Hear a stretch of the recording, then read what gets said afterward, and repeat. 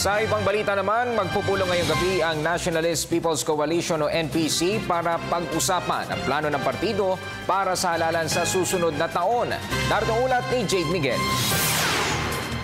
Nakatakdang magpulong ngayong gabi ang Nationalist People's Coalition o NPC upang mapag-usapan ang kanilang tindig bilang isang partido, anong koalisyon ang kanilang bubuuin at kung sino-sinong kandidato ang maaari nilang suportahan sa 2016.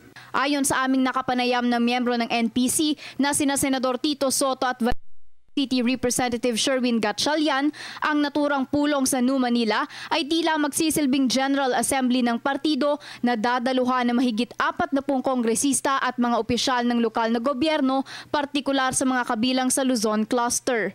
Mamaya talaga sir yung mamaya NPC leadership yun. Anong i-discuss?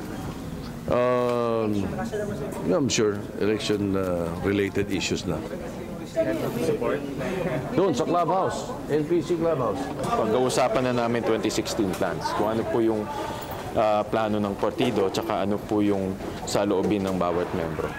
Kabilang sa mga kumpirmadong dadalo ay ang chairman nito na si Isabela Governor Faustino D., NPC President Congressman Georgie D. Agabao at si Senador Cheese Escudero. Hindi naman daw makakarating ang leader ng partido na si Danding Cojuangco.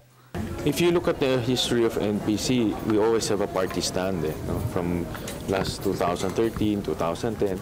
So this 2016, party stand. Paano sir kung may mga ibang kailangan nilang mag-defect? No, that's why tonight papag-uusapan namin yan. We have to know kung ano yung sentimento nila para once we have a party stand, unified kami. Para sa Telebisyon ng Bayan, Jade Miguel.